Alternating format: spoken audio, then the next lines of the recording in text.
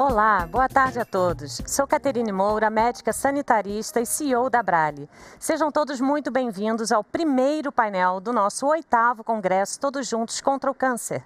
O tema de hoje a ser abordado nesta sala é Labirintos da Saúde, Caminhos do Paciente Oncológico.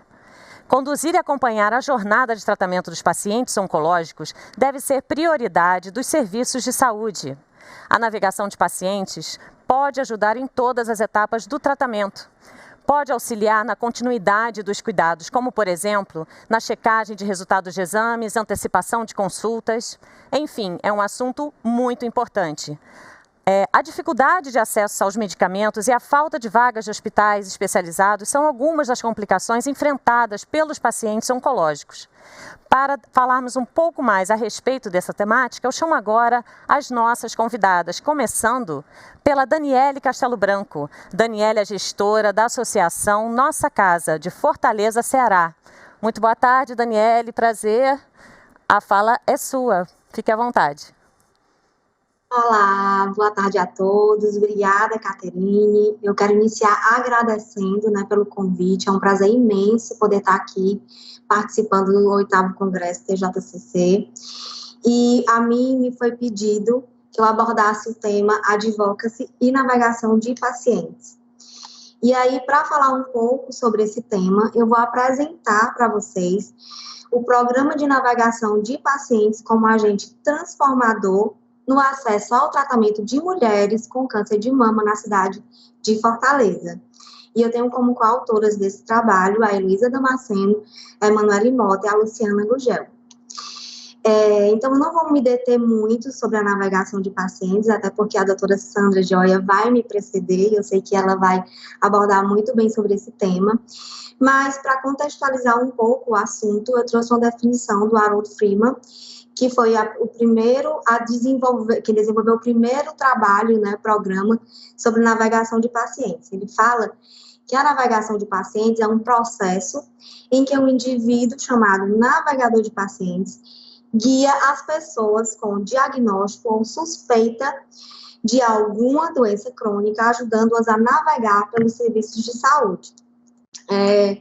O primeiro programa de navegação de pacientes, ele foi desenvolvido em Nova York, no Hospital Harlem, em 1990, e de lá para cá a gente tem escutado muito a falar sobre essa nova tecnologia. Então, ele desenvolveu um modelo longitudinal de navegação de pacientes, onde ele fala que a navegação, ela deve ser um serviço centrado no paciente, com foco nos seus movimentos ao longo do cuidado, permitindo que ele se mova em um sistema de saúde complexo em tempo adequado.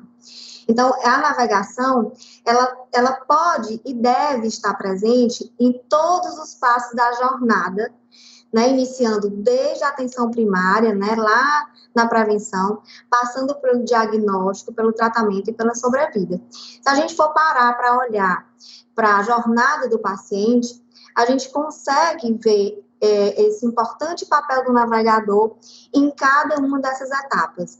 E aí, o que vai mudar é o profissional adequado para fazer essa navegação em cada um desses serviços, E aqui eu já inicio falando dos objetivos do nosso programa, que a gente deseja identificar a eficácia e a implantação de um programa de navegação de pacientes na garantia do diagnóstico em 30 dias de mulheres com suspeita de câncer de mama e início do tratamento em um centro especializado dentro de 60 dias, bem como os seus impactos nas reduções na redução dos atrasos nos tratamentos.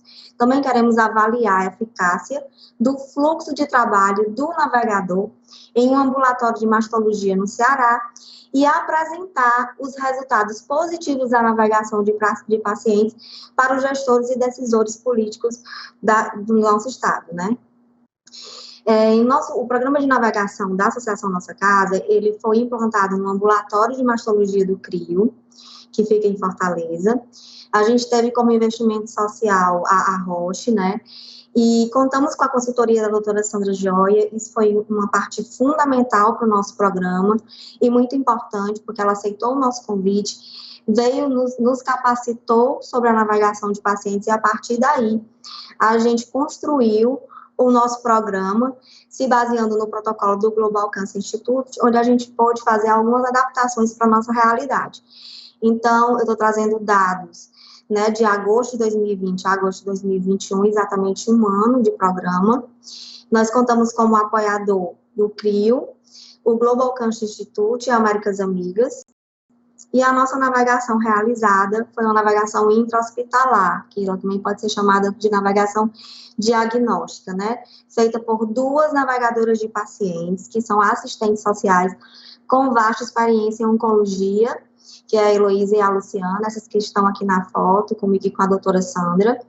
E, assim, poder contar com 2 navegadoras, com tanto tempo de experiência na oncologia, fez toda a diferença, né? O navegador, ele além de ter que conhecer muito bem a doença que ele está navegando, ele também tem que conhecer muito bem o sistema de saúde na qual o paciente está inserido. E aí, a gente contou com 9 questionários, eu não vou me deter a eles, para fazer a coleta dos dados, né, e o monitoramento de todos esses dados que hoje a gente tem compilados. E como estratégia, que eu gosto sempre de falar, foi o desenvolvimento dessa sacola que vocês estão vendo na foto, onde a gente orientava as pacientes que foram inseridas no programa, que elas deveriam guardar todos os exames, todos os pedidos médicos, todos os documentos referentes à questão das consultas deveriam ficar nessa sacola para evitar a perda, né, desses documentos que a gente vê tão comum no dia a dia dos nossos pacientes. E aqui eu trouxe um pouco do nosso fluxograma, do programa, para que vocês entendam como foi que se deu, né, a implementação desse programa dentro do ambulatório de mastologia do CRIO. O paciente, ele era encontrado para o estudo no dia da consulta com o mastologista. Previamente, nós acordamos com os mastologistas do serviço que eles deveriam encaminhar para a navegação aquelas pacientes que tinham uma suspeita maior para câncer de mama. Era aquela mulher que chegava para a consulta já com um achado suspeito, que chegava para a consulta com o exame alterado e que precisaria de uma maior atenção para ter esse diagnóstico num tempo hábil. E aí, o médico fazia esse encaminhamento, a navegadora já olhava todos os critérios de elegibilidade para o paciente poder entrar no programa, e a partir daí iniciava-se a realização dos questionários, como a entrevista inicial, a escala de navegação, o diário de navegação. E também nesse primeiro encontro, as pacientes já saíam de lá com todos os exames agendados. A gente foi pego de surpresa, como todo mundo, com a pandemia. O nosso programa deveria ter começado em março de 2020, a gente só começou em agosto, que a gente esperou a questão da pandemia acalmar um pouco para poder iniciar o programa. E por isso a gente teve que partir por um plano B. Todos os exames dessas pacientes navegadas foram feitos no Centro de Imagem da Associação Nossa Casa. Então, os exames ficaram sob nossa responsabilidade. Eu tive que ir atrás de parcerias, porque nesse momento, mesmo em agosto, quando a gente iniciou, os serviços de saúde do SUS ainda estavam todos impactados com a pandemia, não estavam fazendo exames de rastreamento, e eu tinha que dar continuidade, né, ao projeto. Por isso, a gente seguiu com essas parcerias para a realização desses exames. Então, uma vez que a paciente fazia a mamografia, tinha um achado suspeito, ela fazia a biópsia, se desse negativa, né, se o achado fosse benigno, essa paciente via ser desligada do programa. Se o resultado do anátomo se confirmasse como positivo, ela seguia para a imunistoquímica e em seguida era encaminhada para o início do tratamento. E aí, nesse fluxograma, a gente consegue ver que a gente conseguia acompanhar exatamente o cumprimento da lei dos 30 dias e o cumprimento da lei dos 60 dias. Então, a gente acompanhava essa paciente no período da procura pelo diagnóstico, né, até o início do tratamento. Uma vez iniciado o tratamento, a paciente era desligada do programa. Então, eu trouxe alguns dados para vocês terem um pouco a noção do que a gente fez nesse 1 ano, né, de navegação. Passaram pelo ambulatório 1.394 pacientes, dessas, 184 foram encaminhadas para o programa de navegação. Dessas 184, 54 apresentaram achados benignos, né? E aqui eu não posso deixar de falar de um grande gargalo que a gente encontrou, que foi a dificuldade da realização de cirurgias para esses casos benignos. Isso é um problema, porque muitas delas precisam passar pela cirurgia e não conseguem. E desses 184 pacientes, nós tivemos 97 casos malignos. E aí, dessas pacientes que participaram do programa, hoje, 97 já iniciaram o tratamento, 18 ainda estão aguardando o resultado de exames, 9 foram desligadas, porque em determinado momento a gente descobriu que elas tinham um plano de saúde, e aí é um outro problema que a gente encontra no nosso dia a dia, né? Às vezes as pacientes não conseguem ter a devida assistência que deveriam ter dos seus planos e acabam buscando essa ajuda no SUS, só que um dos critérios de elegibilidade era fazer todo o tratamento pelo SUS, ela não poderia ter plano. 2 abandonaram o tratamento e a gente teve 6 óbitos, alguns por conta do Covid, alguns pacientes vieram a desenvolver AVC, enfim. E eu trouxe mais alguns achados, alguns dados super importantes, como 40% dessas pacientes, dessas 184 mulheres, elas tinham menos de 50 anos. É outro ponto que eu sempre gosto de bater na tecla, né? A grande incidência de mulheres jovens acometidas ou com suspeita de câncer de mama, né? E esse público, ele é completamente desassistido pelas políticas públicas, elas têm uma dificuldade maior de ter acesso a esses exames pelo SUS. 60% delas estavam acima de 50 anos, 83% eram da capital, 17% do interior do estado. 58% dessas mulheres tinham história de câncer na família, 54% delas moravam em casa de 2 a 3 pessoas, e um fator que eu acho super relevante, com a renda familiar de apenas um salário mínimo, em 38% dos casos.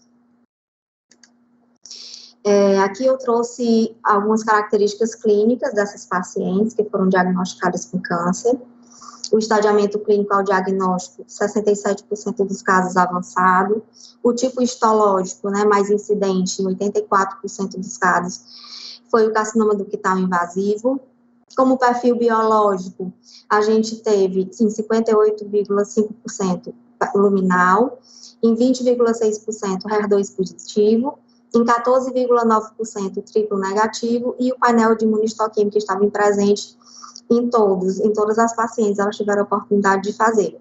Essa foi uma das coisas que a gente teve o maior cuidado, né? Garantir esse estadiamento completo. Também foi uma nova mudança de realidade, porque muitas vezes, antes da navegação, essas pacientes só tinham acesso a esse painel de imunistoquímica quando eram encaminhadas para a oncologia clínica, né? Então, o mastologista, ele não tinha tanto acesso ao resultado desses exames.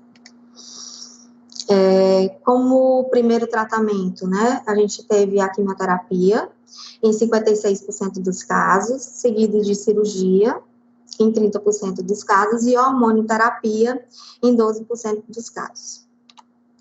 E aí, na fala dessas mulheres, a gente encontrou algumas barreiras, né? A principal delas, que elas relataram, foi problemas financeiros, em 71,2% dos casos, seguido de problemas de transporte, em 59%, depois da necessidade de refazer os exames de estadiamento, foi uma coisa que chamou muito a nossa atenção. A grande maioria dessas mulheres que já chegaram para o médico com exames, elas precisaram refazer esses exames, então a qualidade desses exames que estão sendo feitos, aí a gente gasta dinheiro 2 vezes tendo que refazer exame novamente, né? E assim, também faz com que a gente reflita que além da paciente ter que navegar por um sistema de saúde fragmentado, barreiras como o problema financeiro, como o medo, né, como as questões até impostas pelo emprego, também fazem com que elas tenham uma dificuldade maior de acesso, né, ao diagnóstico. E aí, como resultado, com relação ao cumprimento da lei dos 30 dias, nós conseguimos cumprir ela em 83,8% dos casos. Então, o intervalo de tempo entre a consulta com o especialista e o diagnóstico foi menor do que 30 dias em 83,8% dos casos. E o resultado da imunistoquímica, a gente conseguia esse resultado em 20 dias. Quando eu falo o resultado da imuno, estou falando de todos os exames de rastreamento, né? Desde a mulher fazer a mamografia, a biópsia, receber o resultado e fazer a imuno, a gente está conseguindo fazer tudo isso em 20 dias. E, às vezes, esse tempo de 20 dias aumentou um pouco. Quando os casos da pandemia aumentavam, a gente começava a ter uma dificuldade, uma demora maior no resultado do laboratório. Já com relação à lei dos 30 dias, a gente também conseguiu cumprir ela em 81,3% dos casos.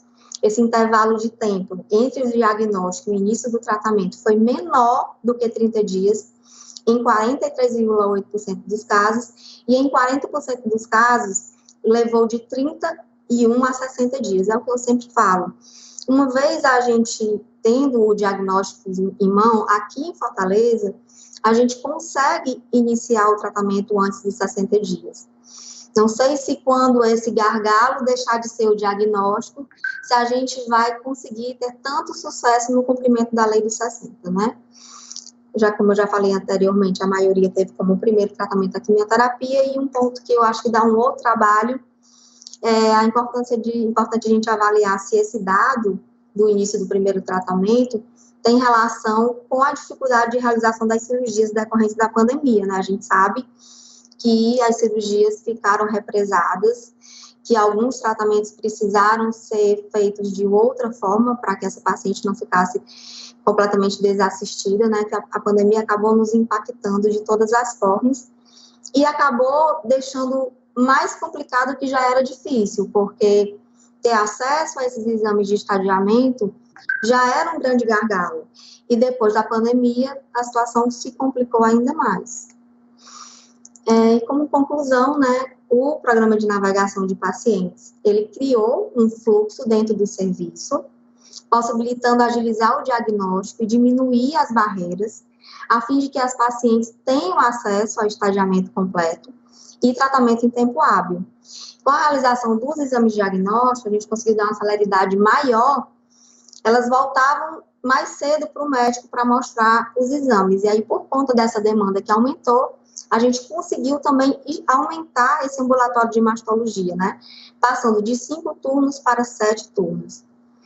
E aí, esses dados que eu acabei de mostrar, eles só nos trazem a importância do programa de navegação, atuando na jornada do paciente desde o diagnóstico ao início do tratamento, sendo suporte que acolhe e orienta a paciente durante a sua jornada em um sistema de saúde tão fragmentado.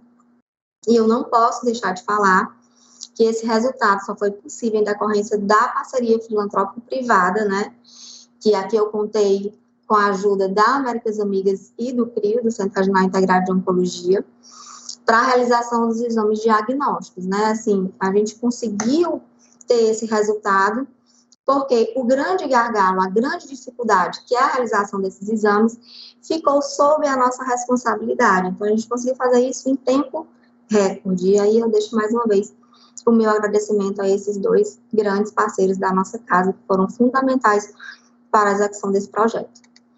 E para concluir, eu deixo uma frase do Dr. Harold Freeman, que eu acho fantástica, quando ele fala que nenhuma pessoa com câncer deve passar mais tempo lutando contra o sistema de saúde do que lutando contra a própria doença. E eu acredito que essa é a realidade que todas nós queremos e lutamos para mudar, né?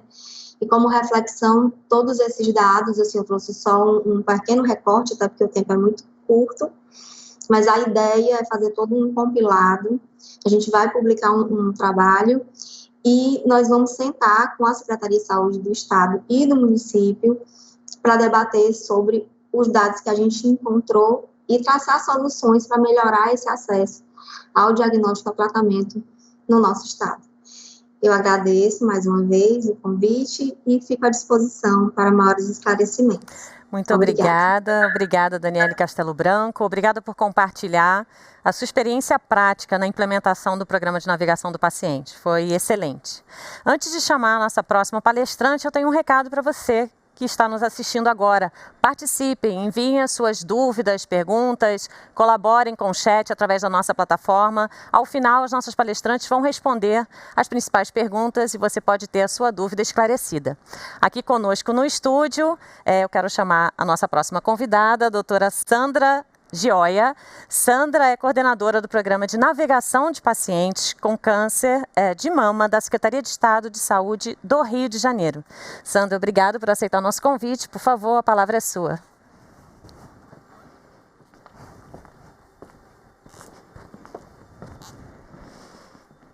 Olá, sejam todos bem-vindos ao 8º Congresso Todos Juntos contra o Câncer. Sou Sandra Gioia. Irei abordar o tema navegação de pacientes com câncer de mama. Vou falar sobre a experiência do desenho e da implementação do Programa de Navegação de Pacientes com Câncer de Mama da Secretaria de Estado de Saúde do Rio de Janeiro, contextualizando a navegação, comentando sobre o projeto piloto no Rio Imagem, os resultados no Hospital Estadual Eloneida Studart, que é conhecido como Hospital da Mulher, e o potencial da navegação de pacientes no Brasil. Meus agradecimentos a todas as pacientes, seus familiares e amigos e a todos os colaboradores que ajudaram na implementação da navegação no estado do Rio de Janeiro, que foi uma iniciativa da Secretaria de Saúde, sob mentoria do Dr. Paul Góes, que é professor e oncologista clínico da Universidade de Harvard e CEO do Global Cancer Institute. Tivemos colaboração, então, também do Instituto Gnoses, do Instituto Avon e da Fundação Laço Rosa. Faz parte da equipe de trabalho Lúcia Brigagão e Maicon Rocha, que são assistentes sociais e navegadores de pacientes. O valor do navegador de pacientes significa que ele pode guiar a paciente pelo sistema de saúde, que é complexo e fragmentado, em que ele vai identificar e reduzir as barreiras, coordenar os próximos passos, colaborar com a equipe médica, conectando aos recursos e empoderando a paciente. Com isso, pode-se levar então ao tratamento em tempo oportuno e de qualidade e levar a uma experiência positiva na utilização dos serviços de saúde. Dados do Ministério da Saúde, através do integrador RHC, nós sabemos que o número de casos de câncer com início de tratamento em até 60 dias, com biópsia extra-hospitalar, no período de 2013 a 2018, no Brasil, em média, é em torno de 36%, levando 122 dias para início do tratamento. O estado com melhor performance é o Rio Grande do Norte, que cumpre a lei em 63%, a lei dos 60 dias, levando em média 76 dias. Como pior resultado, nós temos o Rio de Janeiro, que cumpre a lei em 10%, levando em média 158 dias para iniciar o tratamento. Em 2016, nós publicamos o racional do nosso programa de navegação de pacientes, com a premissa de que o navegador de pacientes, acompanhando essas mulheres a partir do diagnóstico, poderia auxiliar na elevação do cumprimento da lei dos 60 dias. O projeto piloto foi executado em 2017 no Rio Imagem, com o patrocínio do Global Cancer Institute e com o apoio da Secretaria de Estado de Saúde. O objetivo, então, é guiar as pacientes do SUS diagnosticadas com câncer de mama e ajudá-las a iniciar o tratamento em até 60 dias. Nossas metas eram, então, obter informações sobre as barreiras enfrentadas pelas pacientes e sobre a viabilidade da navegação no Rio de Janeiro, e ser considerado bem-sucedido se 70% das pacientes iniciassem um tratamento dentro de 60 dias. Fizemos o treinamento em uma das unidades do INCA, com participação de várias instituições. Fizemos a aplicação de 17 questionários qualitativos e quantitativos e pudemos obter variáveis para a predição do cumprimento da lei de 60 dias, que foi estadiamento avançado, tratamento fora da capital do Rio de Janeiro, apoio social e financeiro, confiança em falar sobre a doença, manter as atividades de vida habituais e a facilidade para se comunicar com os profissionais de saúde.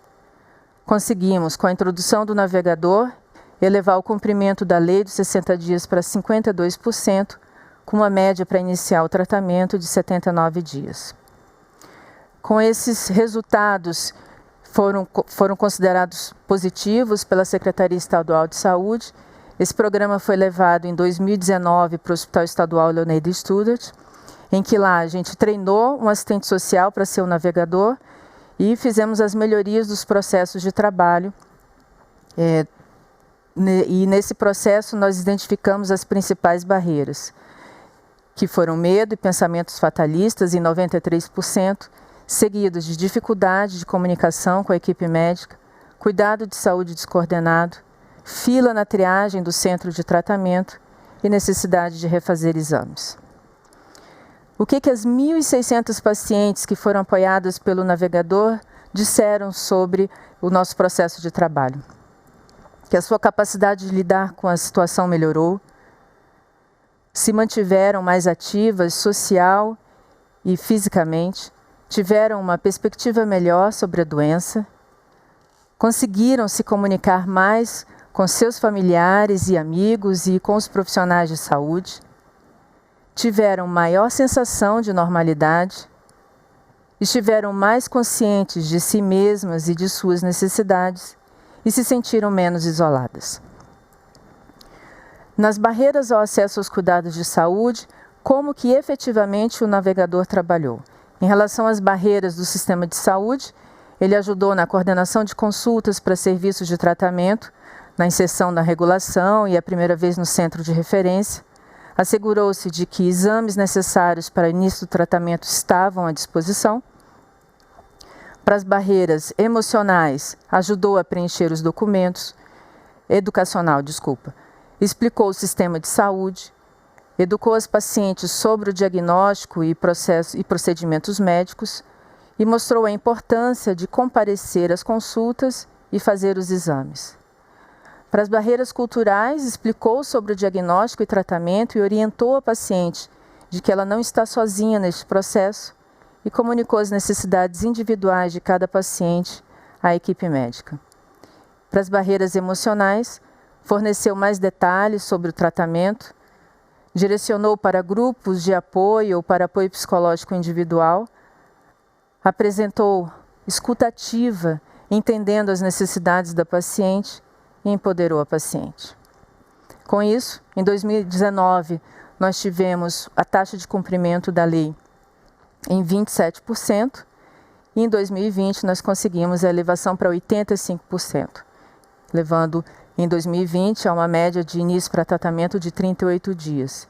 E um dos fatores importantes foi porque a regulação direcionou o tratamento, que esse hospital fica numa região do Rio de Janeiro conhecido como a Baixada, e desviou do Rio de Janeiro, que por conta da Covid complicou mais ainda, não tem muito número de vagas suficientes, a demanda é muito maior do que a oferta, mas em 2020 a gente conseguiu um local para tratar essas mulheres e, com a ajuda do navegador, a gente conseguiu elevar o cumprimento da lei.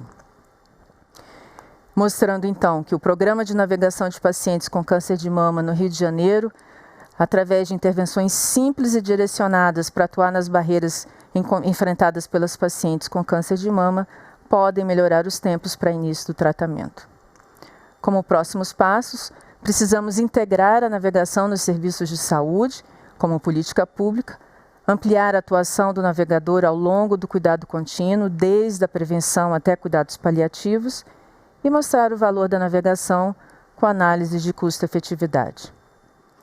Se você ou sua instituição está interessado no assunto, nós temos o Manual de Navegação de Pacientes, que está à disposição na Amazon, e nós fomos inspiração para um projeto de lei, a Lei da Navegação, que está em tramitação na Câmara dos Vereadores no Rio de Janeiro. Obrigada pela sua atenção, estou à disposição para maiores esclarecimentos. Muito obrigada, doutora Sandra. Acabamos de escutar nesse momento a experiência da doutora Sandra compartilhada do Programa de Navegação de Pacientes da Secretaria de Estado do Rio de Janeiro, né, doutora Sandra? Na sequência, eu quero convidar a nossa próxima palestrante, que traz a experiência da Secretaria Estadual aqui de São Paulo. Doutora Sônia Freire, muito obrigada por estar conosco. Doutora Sônia é médica e coordenadora do Grupo Estadual de Doenças Crônicas aqui do Estado de São Paulo. Doutora Sônia, por favor, a palavra é sua. Muito obrigada. Obrigada, agradeço o convite, né, dos organizadores do Congresso, do 8º Congresso Todos Juntos contra o Câncer, e vou iniciar a minha apresentação.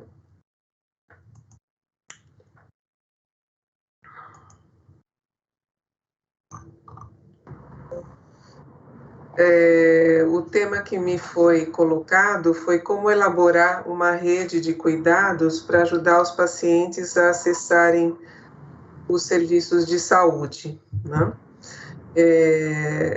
Como a Caterine já disse, né, eu coordeno o Grupo Condutor Estadual aí de Doenças Crônicas.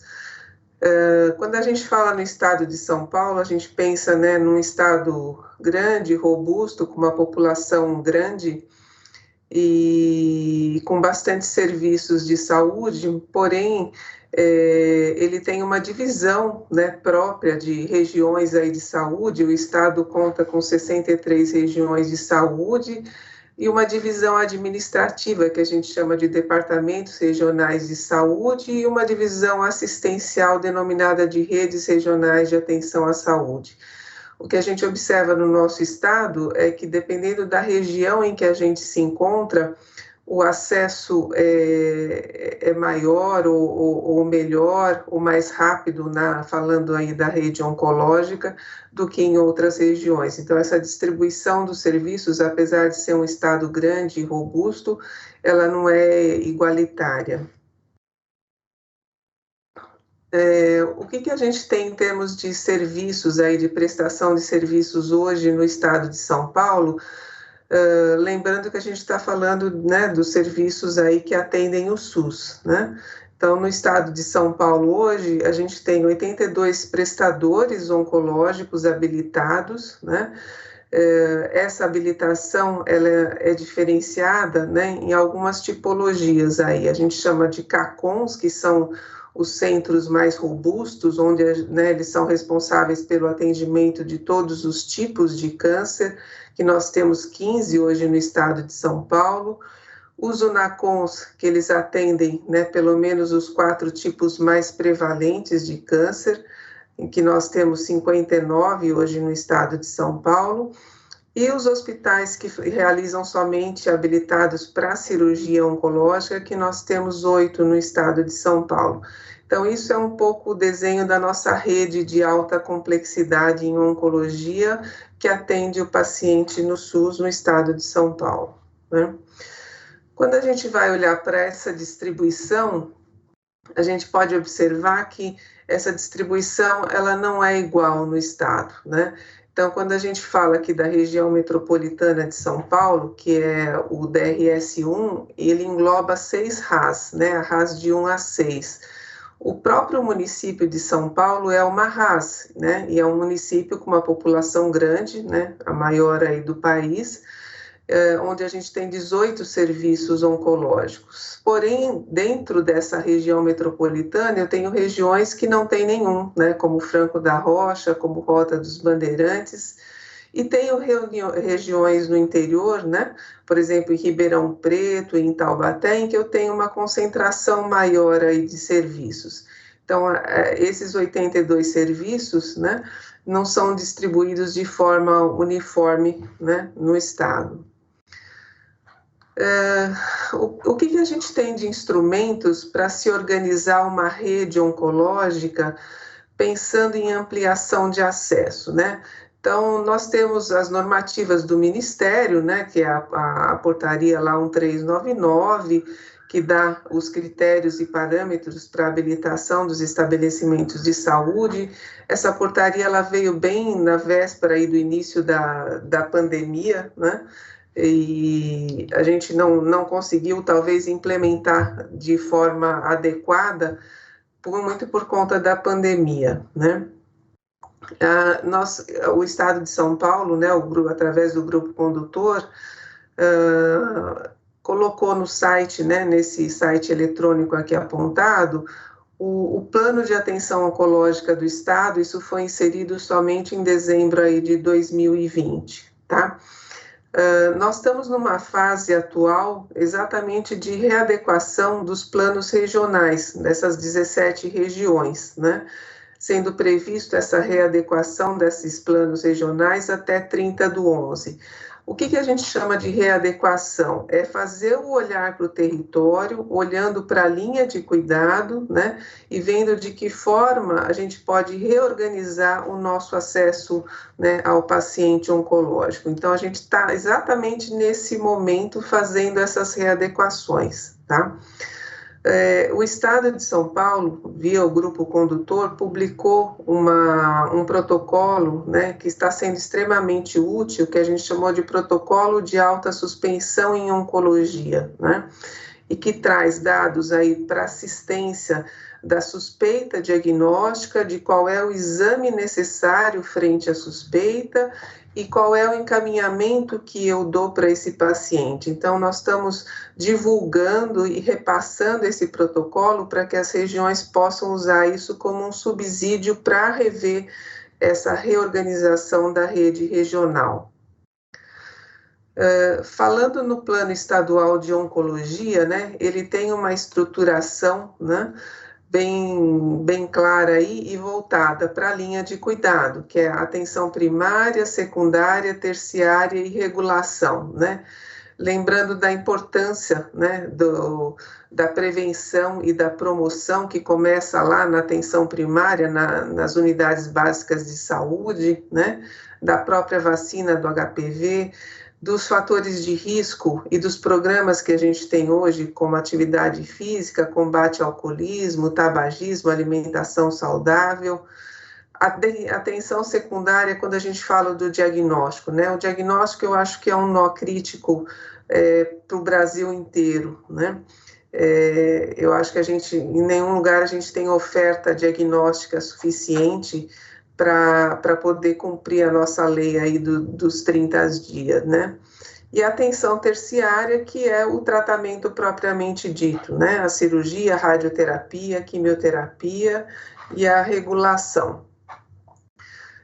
Eu acho que a principal ferramenta de acesso para o paciente na rede oncológica é a regulação, né?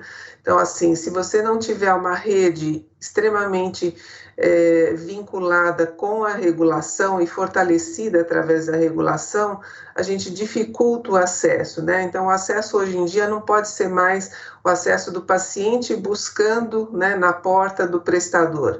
Esse acesso tem que ser regulado. Então, a partir do momento que você fez um diagnóstico numa unidade básica ou num ambulatório de especialidade, esse paciente tem que ser regulado para um serviço, né, de alta complexidade para iniciar o tratamento, tá? Então, a gente está hoje no estado de São Paulo, dos 82 serviços, nós temos 64, né, no portal de regulação da CROSS, e temos a proposta para que todos os serviços no estado tenham esse acesso regulado, que é de extremamente importância. A gente não fala em rede oncológica se não falar em regulação. Quais são os nossos grandes desafios aí para a rede oncológica no estado de São Paulo, né? eu acho que inicialmente é o começo da linha de cuidado, né? Então, se a gente não investir nas nossas ações de prevenção e promoção, né, e controlar os fatores de risco, a gente cada vez mais vai ter pacientes, né, com câncer sendo inseridos, às vezes, em estadiamento mais avançado, o que dificulta o tratamento, né? Então, a gente está com foco para a reorganização desses planos regionais de discutir principalmente os fatores ligados à prevenção e promoção, né? O outro grande desafio, que eu acho que não é só do estado de São Paulo, é do Brasil como um todo, é o próprio financiamento da rede oncológica, né? Lembrando que o financiamento é sempre tripartite, né? Porém, hoje em dia, o quantitativo de recursos, né, ele é insuficiente para a rede oncológica. O estado de São Paulo tem um estouro aí de mais de 160 milhões na rede de oncologia, né? A ampliação da oferta regulada, que eu já citei, da importância da regulação, né? Monitorar as metas estabelecidas nos planos, lembrando que meta não é uma coisa, né, só para estar lá no descritivo, e com o foco em diminuir o tempo de espera entre a suspeita e o diagnóstico e o tempo de espera entre o diagnóstico e o tratamento oncológico, né? O que a gente tem como proposta aqui no estado de São Paulo hoje, né? Então, no momento, nós estamos realizando, nós, Grupo Condutor Estadual, as 17 oficinas nas regiões. Já fizemos hoje a 12ª oficina, faltam 5 oficinas ainda para finalizar essa orientação de readequação desses planos regionais para ampliar o acesso, né?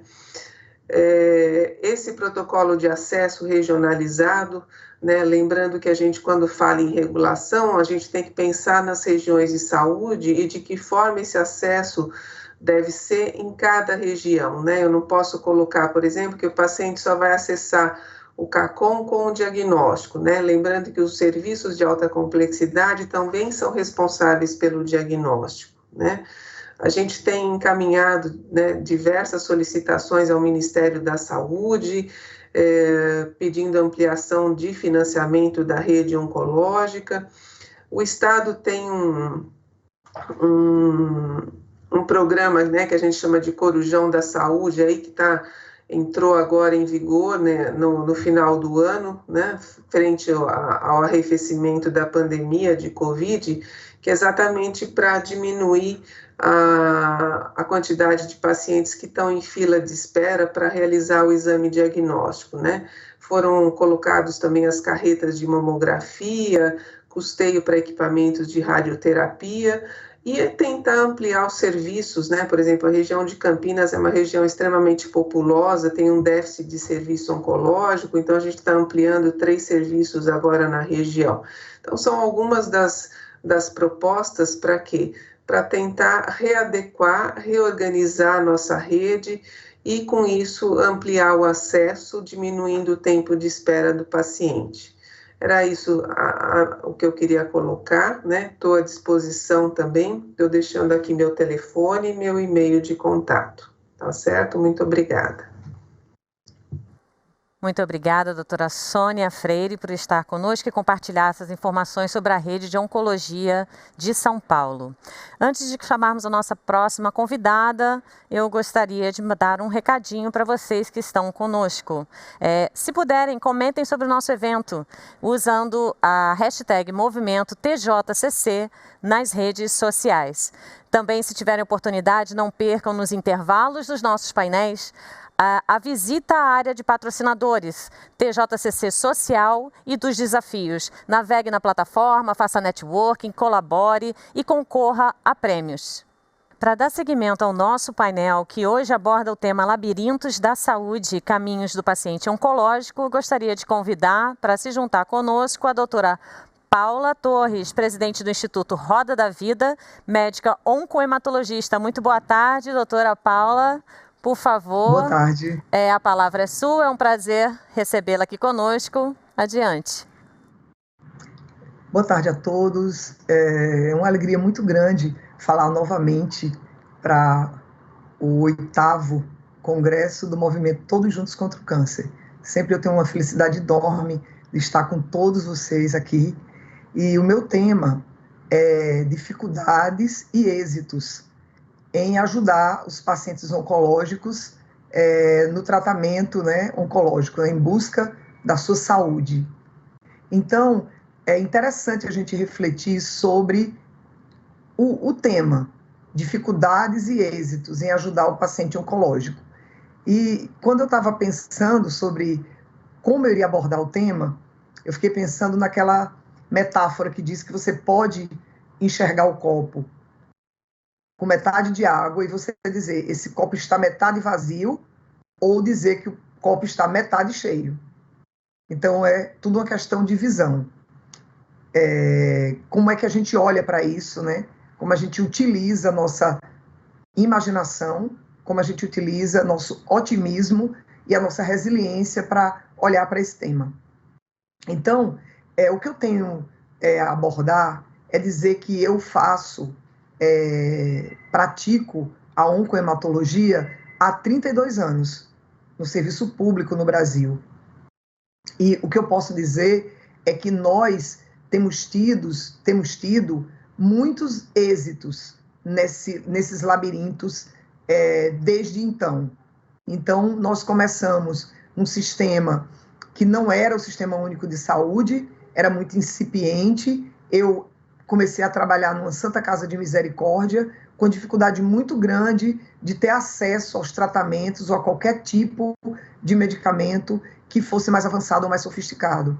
Com a implantação do Sistema Único de Saúde, isso foi modificando. Embora nós estejamos longe de ter o sistema ideal, mas nós temos um sistema que está cada vez mais voltado a enxergar essa pessoa que adoece.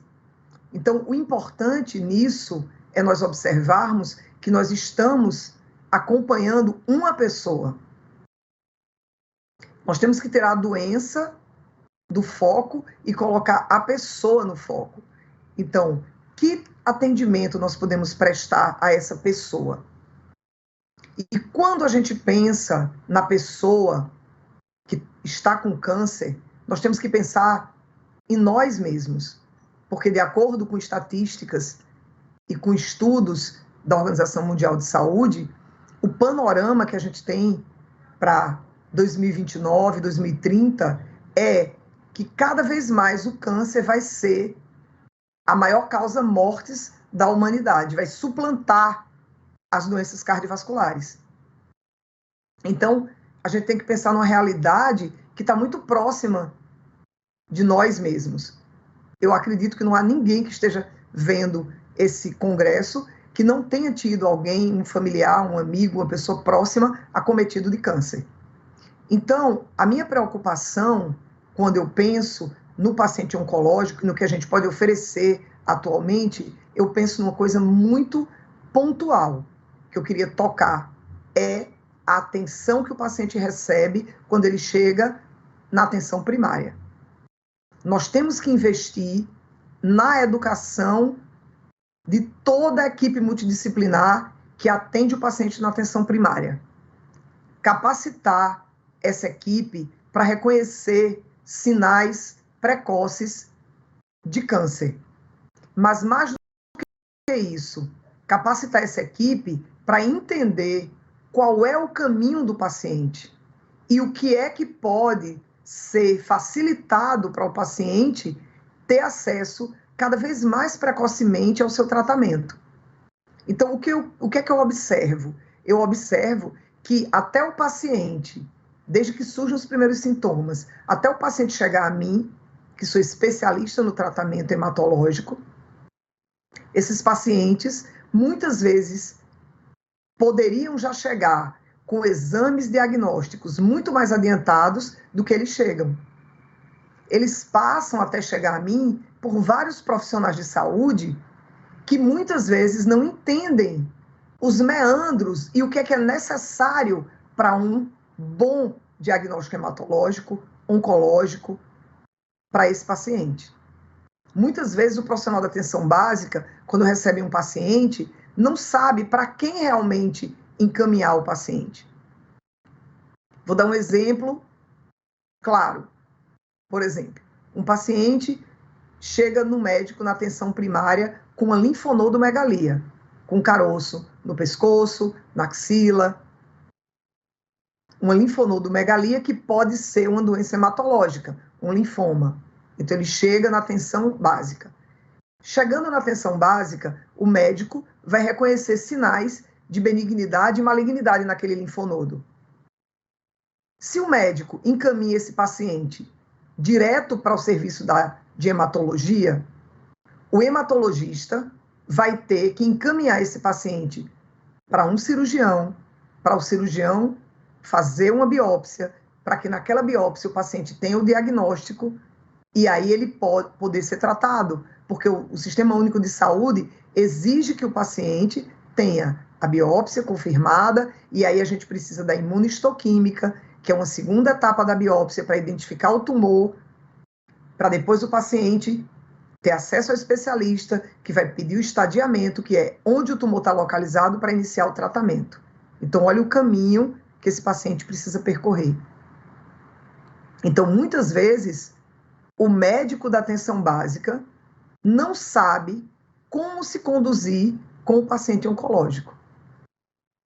Então, eu penso que a nossa grande missão, eu penso que uma das grandes missões das organizações como a Abrale, como a Nossa Casa, como o Instituto Roda da Vida, é nós oferecermos, como a Abrale já faz, o Oncoensino, como o Instituto Roda da Vida já fez uma plataforma, tudo sobre linfoma.org.br, para nós auxiliarmos esses profissionais de saúde a compreender melhor quais as etapas no diagnóstico e no tratamento do paciente. Mas isso ainda diz pouco, porque a gente pensa num Brasil que é continental. No Ceará, nós temos o tratamento oncológico restrito à capital, com alguns polos no interior que podem dar um certo tipo de suporte ao paciente.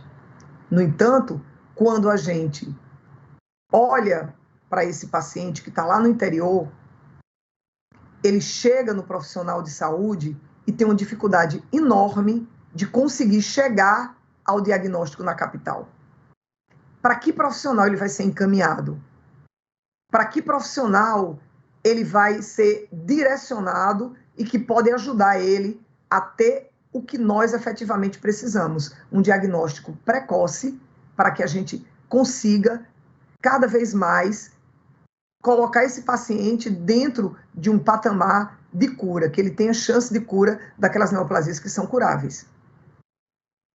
Acho que o grande desafio nosso é exatamente oferecer para os profissionais e também para os pacientes uma integralidade do cuidado, entendendo esse caminho, tornando claro esse caminho, mostrando para o paciente cada etapa. O paciente precisa estar consciente de o que é que ele precisa fazer, que etapa, onde eu estou. Sabe aquela coisa, quando você vai fazer um mapa, você está aqui. Em que ponto, em que parte do meu caminho até chegar ao meu tratamento ou até chegar ao final do meu tratamento eu estou? Então, eu acho que nós precisamos nos preparar para oferecer ao paciente uma informação que esteja adequada ao nível daquele paciente. Não é somente fazer um manual e entregar o paciente na mão do paciente. O paciente muitas vezes lê aquilo e não compreende o que está lendo. O manual está muito bonito, ilustrado, com muita informação, mas o paciente não entende. O que é que precisa? Precisa ter um agente de saúde, um enfermeiro, um profissional perto dele para orientá-lo exatamente em cada etapa. Mas não é só o paciente que precisa de orientação. O que precisa de orientação é o sistema se entender. Eu vejo médicos dentro do sistema que não conseguem entender o caminho do paciente. Estão inseridos no sistema, mas não conseguem entender que, por exemplo, se um paciente chega para mim com um linfoma e ele não tem uma sorologia para hepatite B, para hepatite C e para HIV, eu não consigo pedir um APAC para ele pelo Ministério. Então, se ele é um paciente grave, que ele chega com a massa de mediastino, eu posso fazer alguma coisa por ele, mas eu poderia já iniciar o tratamento adequado para ele, se ele tivesse com o mínimo de estadiamento pronto. E o que é o estadiamento? Entender o que é que esse paciente tem de comorbidade, onde a doença está atacando o paciente. Então, o que eu percebo é que muitas vezes, nesse labirinto de acesso, o que o sistema precisa, os médicos que compõem o sistema, os profissionais que compõem o sistema, é entender exatamente onde eles estão, o que eles podem fazer e como é que eles podem orientar o paciente no passo seguinte. Então, se eu estou aqui, o que é que eu posso fazer de melhor para que quando eu entregue o paciente para o próximo passo, esse passo realmente eu tenha conseguido fazer todo o possível pelo paciente.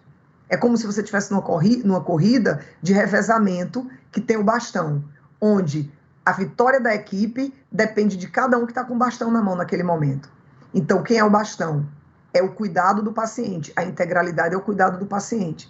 Então, naquele momento que o bastão está na minha mão, eu faço a minha melhor corrida, ou seja, eu ofereço àquela pessoa o melhor que eu posso. E para isso, existe um esforço, tanto pessoal, a gente tem que incentivar as pessoas, a gente tem que motivar os profissionais, ensinar e orientá-los qual é o papel deles naquela big picture, ou seja, naquela grande paisagem, naquele quebra-cabeça, que uma pecinha faltando, o quebra-cabeça está incompleto.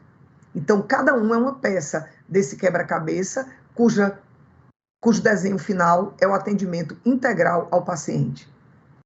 Então, nessa jornada do paciente, o que a gente pode verificar, o que a gente pode entender e a gente pode oferecer de melhor para a pessoa que está com câncer, para a pessoa que está precisando do cuidado, é entender, naquele momento, o que é que a gente pode oferecer de melhor. No Instituto Roda da Vida, nós oferecemos, além de educação continuada em oncologia, nós oferecemos também orientação para o paciente oncológico.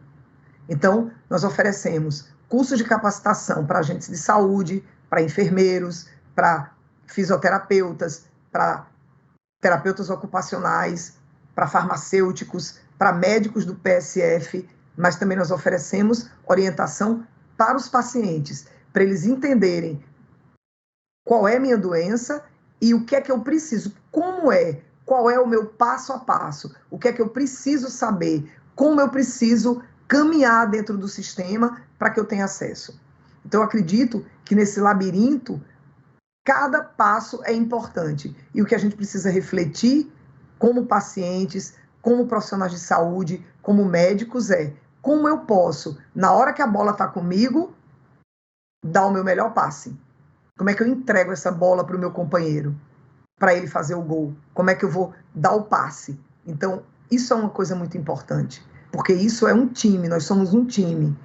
E o resultado final, ou seja, fazer com que aquele paciente chegue a um diagnóstico precoce, chegue ao tratamento o mais cedo possível e ele consiga, se a neoplasia dele tiver cura ou se não tiver cura, que ele consiga chegar o mais breve possível para ele ter uma remissão prolongada, para ele ter uma boa qualidade de vida, ou mesmo para que ele consiga ter um bom cuidado paliativo, isso nós somos um time, depende de todos nós. Então, esse cuidado depende de muitas mãos.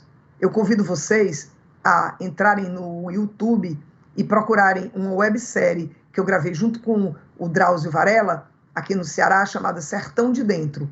Nessa websérie, que é em 4 episódios, nós abordamos a trajetória dos pacientes com linfoma aqui no Ceará, buscando o diagnóstico e o tratamento. Tem várias histórias de vida, várias narrativas de vida, e vocês vão poder ver lá um pouco dos nossos êxitos e desafios em fazer essas pessoas chegarem precocemente ao tratamento do câncer. Existe também um outro documentário feito por mim chamado Caminhos da Cura, que também a gente fala da jornada do paciente. Tudo isso é uma tentativa de tornar claro, de tornar menos complexo esse passo a passo. O que é que eu preciso fazer? Onde eu estou, para onde eu vou? Isso empodera o paciente, isso empodera o profissional de saúde. Então, eu acho que o nosso grande desafio é o desafio da educação em oncologia, em todas as instâncias, para permitir que tanto o paciente como seus amigos e familiares e cuidadores e os profissionais de saúde, não só os oncologistas, que são a ponta, né, que são a ponta, não, desculpa, que são o final desse caminho, né, que é a chegar ao oncologista, a felicidade do paciente. Quando eu digo, hoje vai começar seu tratamento, o paciente abre aquele sorriso e diz, nossa, doutora, como demorou, como foi complicado chegar até aqui. Então, eu acho que cabe a nós fazer com que como foi complicado, se tornar cada vez mais fácil, se tornar cada vez mais fluido esse caminho. E para que isso aconteça, nós temos que nos entender como uma equipe, nós temos que facilitar isso, nós temos que entender os meandros do SUS e tornar isso claro para todos, entender como é que isso funciona. Não somente isso é responsabilidade de todos nós, de cada pessoa envolvida em cada etapa. Então, era isso que eu queria abordar, que eu queria falar, e fico disponível para as perguntas e comentários de todos vocês. Muito obrigada. Muito obrigada, doutora Paula Torres. Obrigada por compartilhar de maneira tão clara e valiosa a sua experiência prática. E, sobretudo, obrigada por trazer tantas reflexões importantes aqui para o nosso painel. Agradeço a todos que estão conosco assistindo até agora, agradeço também às demais palestrantes que antecederam, obrigada, doutora, que está aqui conosco presencialmente, e agora eu faço um convite a você. Por favor, nos acompanhe agora ao vivo, vamos interagir respondendo as perguntas que vocês encaminharam pelo chat e vamos contar com a presença também das nossas 4 convidadas para essa interação. Aguardo vocês. Muito obrigada.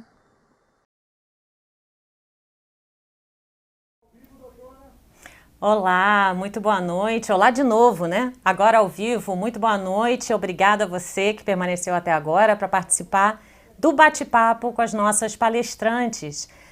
Agradeço pela interação, nós recebemos muitas perguntas e vamos tentar selecionar algumas para que a gente possa fazer um debate bem proveitoso e respondendo algumas das dúvidas e esclarecimentos que foram enviados para a gente através da nossa plataforma.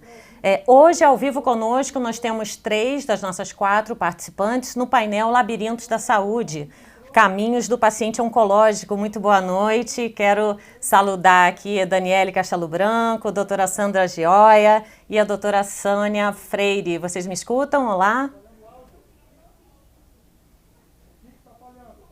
Eu não escuto vocês. Será que vocês estão com o áudio aberto? Boa Eu noite. só tenho a imagem. Opa, Oi, agora Caterine. sim.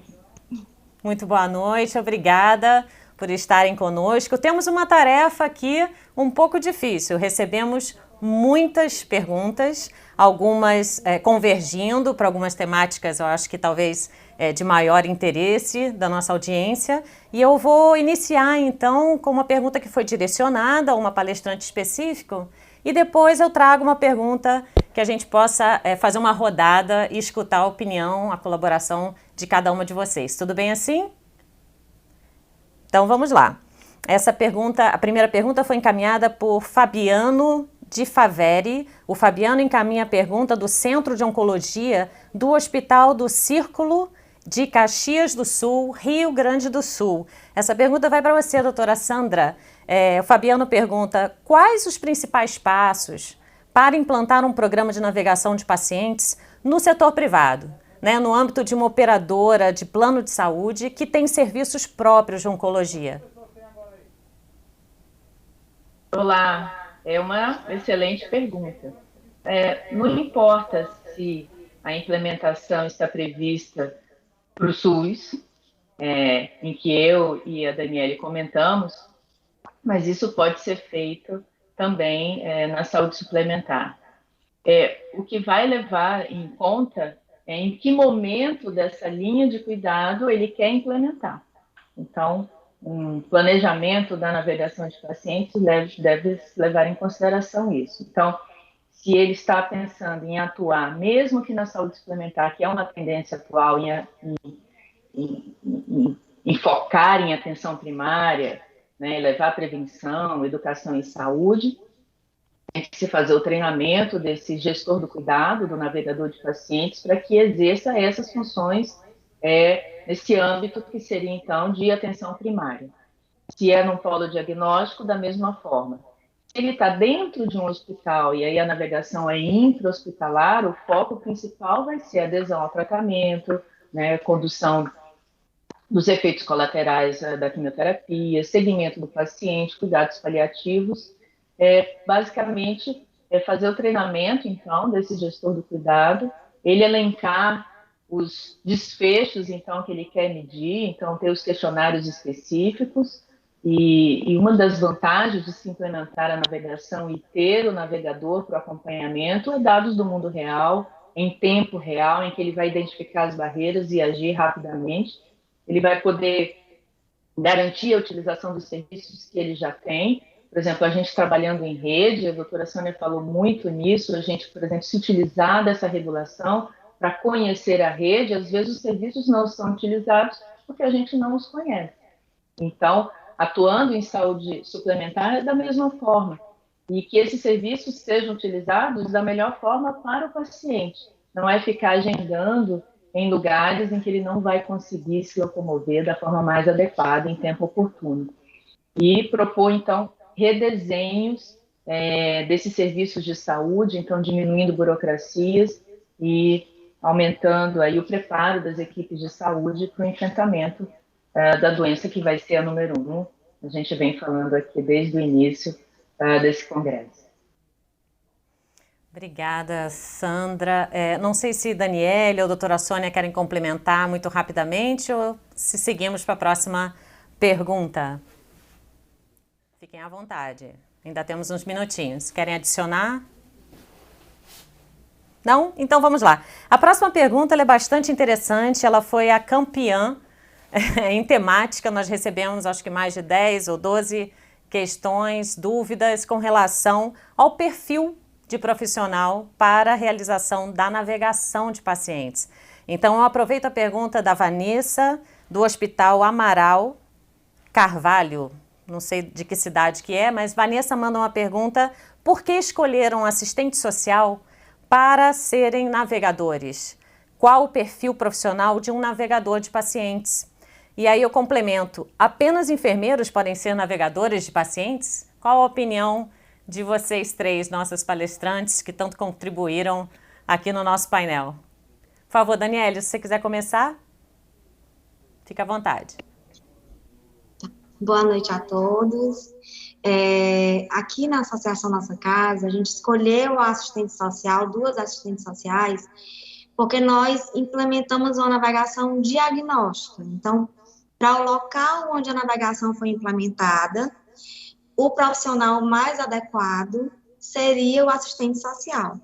Mas qualquer profissional da área de saúde, ou até mesmo, não necessariamente precise ser um profissional, ele pode ser treinado para vir a ser um navegador de pacientes. E como eu falei na apresentação, o importante é que esse navegador, ele tenha conhecimento da patologia que ele vai navegar e do sistema de saúde onde essa patologia está inserida.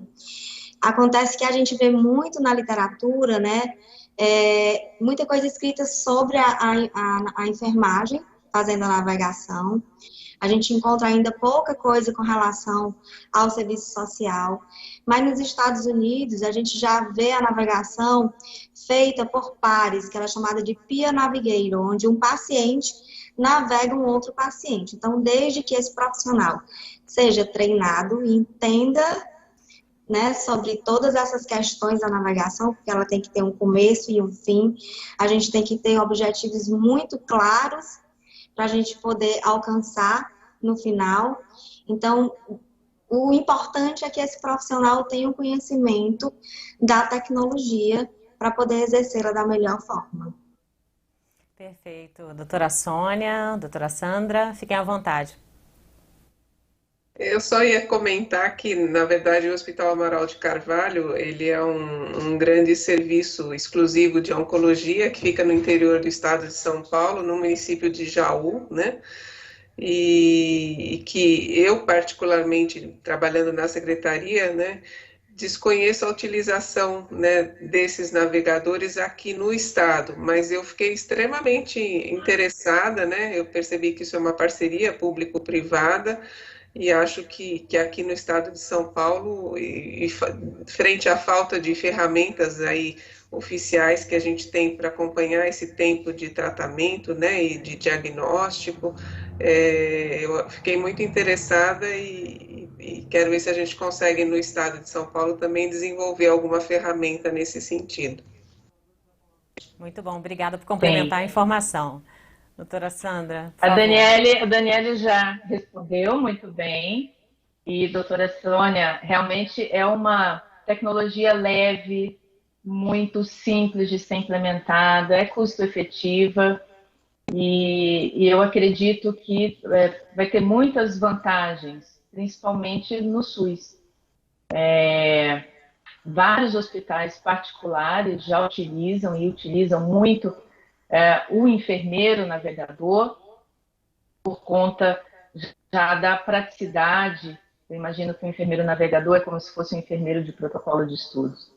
Mas se nós treinarmos diversos profissionais, nós recentemente tivemos uma reunião junto com o Dr. Rajendra, que ele é da Índia, de um grande hospital, é o Memorial Tata, que recebe, por exemplo, por ano 4.500 novos casos, só esse hospital de câncer de mama, e ele há 20 anos atua com rastreamento com o exame físico.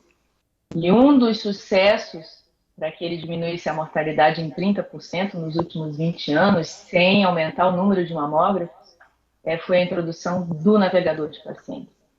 E a gente pode se utilizar da estratégia da saúde da família para usar os agentes comunitários, por exemplo, para exercer esse papel, porque existe uma metodologia para poder fazer esse segmento de pessoas. Então a gente para de seguir doenças e começa a seguir pessoas, mas tem uma metodologia a ser seguida, é muito simples, é um protocolo de pesquisa, mas que depois que esse navegador é integrado na equipe, se torna tudo muito simples, muito fácil, e todos têm vantagens. Os pacientes, que têm uma experiência positiva na utilização dos serviços do SUS, e os profissionais de saúde, que ficam muito mais tranquilos, sabendo que o paciente vai sair daquele local e vai chegar exatamente onde a gente quer chegar o mais rápido possível. Muito legal, obrigada pela resposta de vocês. E eu não sei se ainda temos tempo para mais uma pergunta, mas se sim, eu gostaria de colocar uma última questão que nós recebemos e é bastante interessante. Sobre a navegação de paciente, a pergunta, o próprio participante aqui já afirma, né? A navegação de paciente é um modelo centrado na pessoa, com foco no contínuo assistencial. Sendo assim, na visão de vocês, da experiência prática, quais são os principais desafios para implementar um programa de navegação de paciente em larga escala no nosso país? Essa é a pergunta que tem a resposta de 1 milhão, né?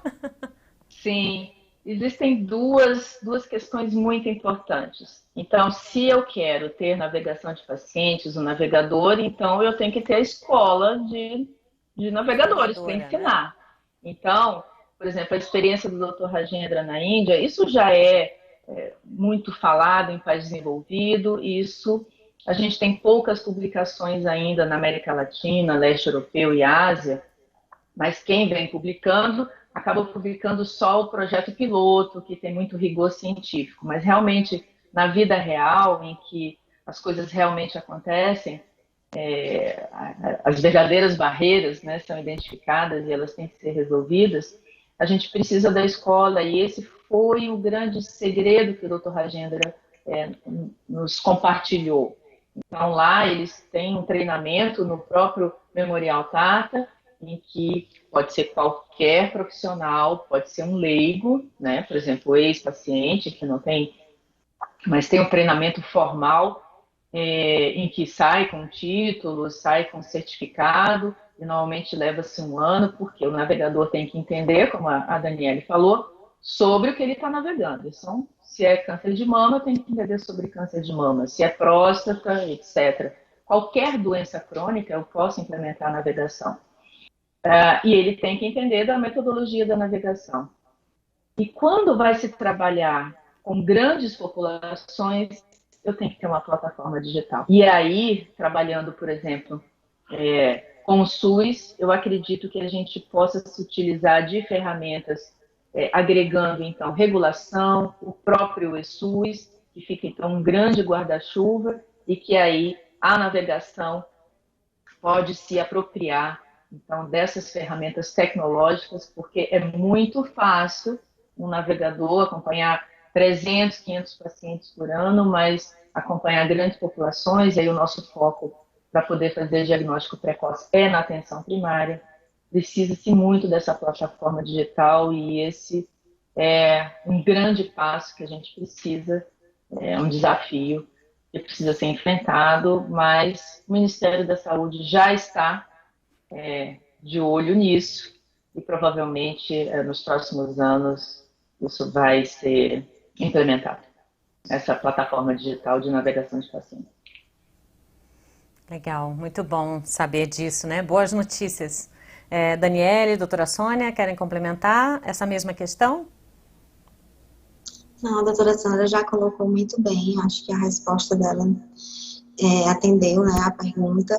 E esse é o nosso sonho, né, doutora Sandra, que a gente consiga. A doutora Sandra vem implantando sementinhas aí ao longo do Brasil, né, implantando alguns serviços, nos ajudou aqui em Fortaleza, veio treinar a equipe e faz muita diferença, e no final deu tudo certo. Então esse é o caminho. Isso aí. Mas é um processo, né? Falamos bastante da importância do bom planejamento, né? Agora também ressaltamos a importância da capacitação, né? Dos perfis de navegadores, e como a doutora Sandra bem complementou, a necessidade de pensar em incorporação de ferramentas, né? Metodologias e ferramentas para poder alcançar esse objetivo. Agora, para fechar o nosso debate, infelizmente já estamos caminhando para o final, eu gostaria de convidá-las para compartilhar conosco, na experiência de vocês, que tem bastante contato, né, na implementação desses programas, sobre o olhar do paciente. Se vocês pudessem traduzir em uma palavra, talvez a palavra mais frequente que vocês tenham escutado dos pacientes, da percepção deles sobre o processo da navegação, dentro da sua jornada, da experiência, né, deles no processo de cuidado.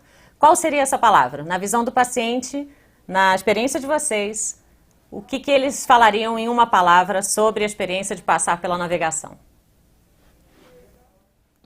Bom, no questionário de satisfação que tem que ter, né, já que o cuidado é centrado no paciente, as palavras que elas mais deixam é gratidão, empatia. Elas ficam muito encantadas de ter alguém que telefona para elas, que quer saber como que ela foi cuidada. E realmente isso é muito inovador, isso faz toda a diferença. É a palavra que mais nos aparece aqui, gratidão por esse acolhimento que elas tiveram, e elas se sentem muito mais confiantes no enfrentamento da doença. Elas saem tristes com o diagnóstico da sala do médico, mas saem extremamente confiantes e até rindo e felizes da sala do navegador, porque mesmo tendo essa doença tão grave, elas se sentem fortes para que possam, essa jornada seja facilitada. Né? Daniele? É verdade, a doutora Sandra falou tudo. Gratidão e empatia são as campeãs, e elas falam muito em acolhimento também, né? Porque elas chegam perdidas, assustadas, porque acabaram de sair da sala do médico, receberam um diagnóstico, mas elas entendem que dali para frente elas não estão mais sozinhas, né? Elas vão ter um suporte, vão ter um norte, isso é muito importante nessa jornada. Muito bom. Bom, estamos sem tempo, eu quero agradecer muito a participação de vocês e também a toda a nossa audiência até agora conosco. Obrigada, boa noite e até o próximo painel. Tchau. Ah, boa noite.